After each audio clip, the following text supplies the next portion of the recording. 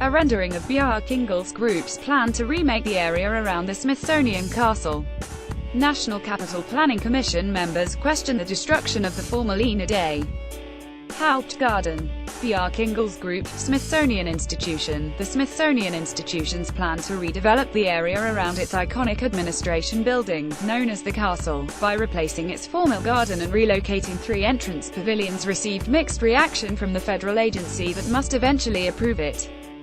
The $2 billion plan is intended to increase the area's visibility from the mall, add such visitor amenities as restrooms and food service, and improve its accessibility and circulation. In their first comments on the plan, members of the National Capital Planning Commission praised its attempt to better connect the buildings and gardens, but they questioned the demolishing of the Ina Day. Haupt Garden and the uncertainty regarding the future use of the Arts and Industries building. Several members suggested museum officials were too focused on the mall and its tourists, to the detriment of city residents. "You guys don't exist in a bubble," Commissioner Eric Shaw said. "How this project advances your mission needs to be clear. There's a lot that has to be addressed. It feels insular, and it needs to be a bubble burster," added Commissioner Mina Wright.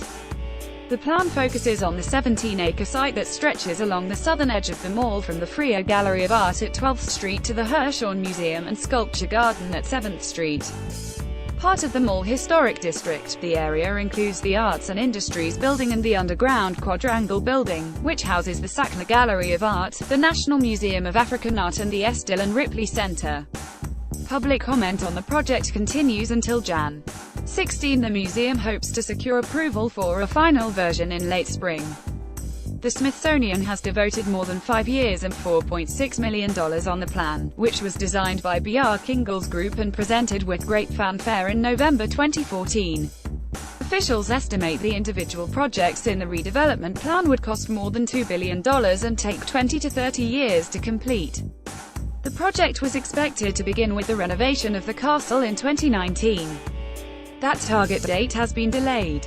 The Smithsonian's newest version does away with a large, sloped entry to the expanded underground space, designs depicted in sleekly modern renderings by Big that were roundly criticized by the public.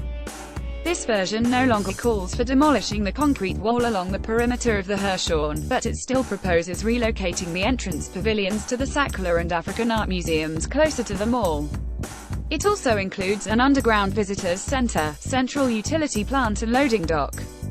Commissioners sharply questioned the demolition of the Haupt Garden, which continues to draw criticism from the public. "This is a hugely significant cultural landscape. It's a sacred space for many people," said Commissioner Beth White, who encouraged museum officials to listen to the public.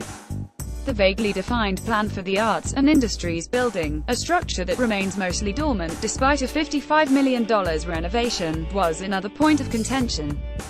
Calling it the elephant in the room. Stephen A. Hansen, chairman of the Committee of 100 on the Federal City, asked the commission to press the Smithsonian on why it won't consider the empty building for bathrooms and food services, thus sparing the cost and potential harm of putting those facilities underground.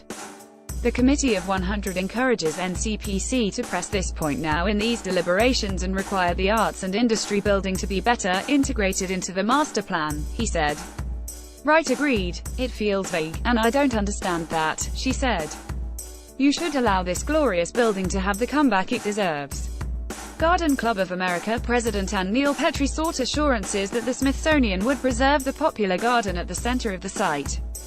Describing the Smithsonian plans as vague and often conflicting, she asked the commission to go slow and get it right.